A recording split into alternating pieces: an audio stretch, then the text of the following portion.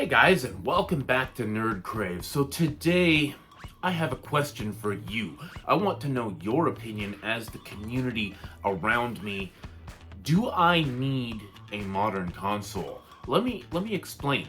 I actually, if you follow the channel for a while, you know that I had a PS5 for several months, and then I ended up getting rid of it to put the money towards my Steam Deck. And that was really a transformative moment for me in my gaming journey. Let me kind of step back and give you a little bit of a picture of what my gaming ecosystem looks like now in 2023. So of course I have my Steam Deck, and it's fantastic. It plays pretty much any of the games in my Steam library that aren't bleeding edge brand new at a pretty decent frame rate, at least 30 frames, maybe 40, maybe 50. And it's pretty easy with the Steam Deck to adjust the refresh rate on the screen to get the best possible result that you can with the performance that you have at hand. So the Steam Deck has been pretty great, but being introduced into PC gaming really with the Steam Deck, I had a little bit of experience with PC gaming. I had an EA account with all the Command & Conquer games on it, and of course my daughters had The Sims 4 on there and that sort of thing. But really, the Steam Deck was my first introduction into treating this like a serious gaming device. And then, of course, you know that I'm a major Nintendo fan. I absolutely eat, sleep, and Nintendo. So, of course, I've got a Switch. I've got other Nintendo consoles like my Wii U, which I absolutely adore. I have some other older consoles, of course, like the PS2 and the PS3, which I absolutely adore, and I actively collect games for those libraries. You know that I have a hacked 3DS, two of them actually, a 3DS and a 2DS XL. And I have all kinds of games on there that I enjoy and love. And then, of course, this PC over here, which a lot would say, if you actually looked at the specs, is pretty darn outdated. We're looking at a PC that's approaching 8 to 9 years old at this point. It was pretty beefy at the time. I have a video card in there, a 1070, which is a pretty old card. We're looking at 2016 or so. It was a higher end card in 2016. But when you actually break down what this computer is capable of, it pretty much neck and neck matches the performance of a PS5 or an Xbox Series X. Saying that virtually any game I can get to run at 4K at least 30 frames a second, which is as much as you can ask out of either one of these modern consoles most of the time. All day long I can get 2K, 1440p out of this computer at 60 frames or higher all day long on just about any game, Cyberpunk, like you name it, right? So I have really been enjoying using this PC, not only with my Steam library, but with things like the Epic Games library. They're giving games away for free every single week. They have been for years. One of the first videos on my channel was talking about my enormous Epic Games library, because even at that time, like 3 years ago, I had like 50 games that I had picked up for absolutely free on Epic. A lot of people don't like Epic, but I sure like the fact that I have a whole bunch of free games. Still to this day, in 2023, I have never purchased a single game from Epic, and I think that probably points to a problem with Epic in general. But yeah, I have dozens and dozens of games there for free that I can play on my PC at any time. And of course, like I mentioned before, I have the EA app, Origin, or it's just become EA now. And I can activate EA Play anytime I want through Steam or through Microsoft's PC Game Pass, and have access to those huge libraries as well. Now, when it really comes down to it, Sony has been putting all of their major games on PC, or saying that they intend to in the future. So we've got games like Ratchet and Clank, Spider-Man, Remastered, The Last of Us, stuff like that is either on PC now or it is coming. God of War, for example, Horizon Zero Dawn.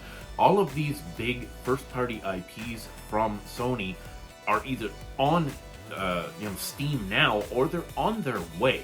So that kind of takes away a little bit of the incentive for me to have a PS5 when I have the same games on a device that is capable of the same performance. And yet still, the FOMO hits me, right?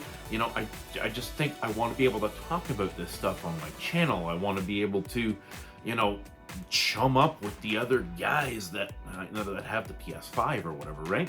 And then, of course, now all of this Activision news. I mean, we've been hearing for a year and a half now about the Microsoft Activision ABK, acquisition, $68.5 billion or whatever, that's going to completely change the landscape of gaming for console gamers, and I think PC gamers as well.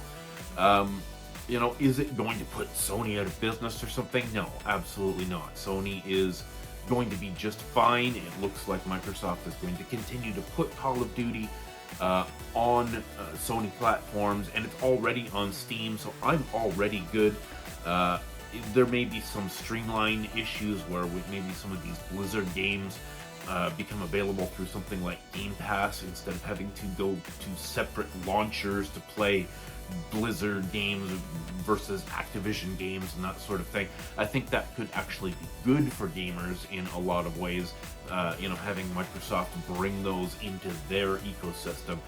But again, with all these Activision games coming to Game Pass and stuff, I'm thinking, yeah, now that's it. I've made my decision. I want an Xbox Series X, because not only do I have all these great games in Game Pass, but if I get the Series X, it has that physical drive, and I'll be able to start collecting Xbox games again, Xbox 360 and Xbox One games that are backwards compatible on the Series X. That's a lot of fun to me, collecting a lot of these games that are actually pretty cheap in the market right now, but I just don't need it. Like, I'm really struggling with this decision. Like, I just feel like as a gamer, a forward-facing gamer on YouTube, I really should be able to share these experiences with you guys, my viewers. I should be able to have that common experience of saying, yes, I've played that new PlayStation game or that new Xbox game on release day.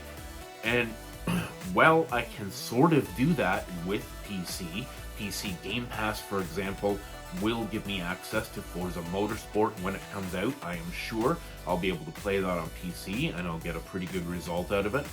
But, I don't know, guys, what do you think? If I was to spend that approaching $700, I think, for an Xbox or a PlayStation in Canadian funds right now, for $700, I could buy a pretty darn good graphics card, in the range of a 3070 or a 4060 or something like that, that would absolutely blow the doors off of either one of those consoles, respectively. As far as performance is concerned, there are so many other things I could do to my PC to make it more powerful, more capable. But at the end of the day, is it about horsepower, or is it about having an identity as a gamer? And I think that's where a lot of people fall down the rabbit hole of console wars, because they choose to identify as either blue or green or red. And I think if I had to choose any team, it would definitely be the red team, because I'm a major Nintendo fan. But between the blue and the green, I don't really know where I want to fall, or if I'm just pretty much done with new consoles. I've got a huge collection of PS3 games that is growing rapidly. Wii U, for example, I absolutely love playing the Wii U. I was playing Assassin's Creed Black Flag on the Wii U just a couple of days ago. And, to me, I don't think games really need to look better or play better than they did in that generation. I think anything newer than the PS3 and Wii U and Xbox 360 at this point is really just, shades of better graphics, maybe, arguably.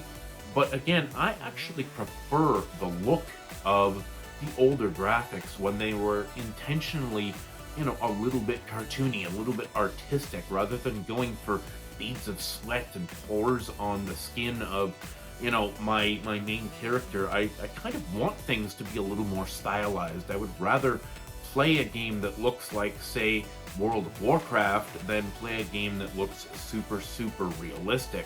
That's just a personal preference to me. So even on my Steam library with my capable computer, most of the games that I own, I only own a couple of really new-ish games. Most of the games that I own are from the PS3 and PS4 generations, plus loads of indies and older retro game collections and things like the Castlevania Advance Collection, or games like Teenage Mutant Ninja Turtles Shredder's Revenge, or Streets of Rage 4, of course, Crash Bandicoot 4, the Spyro Reignited trilogy.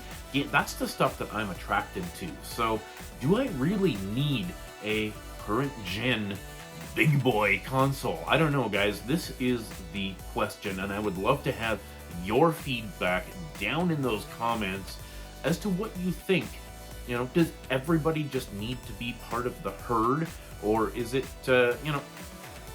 if my needs are met, do I really need to even bother anymore with keeping up with current console trends?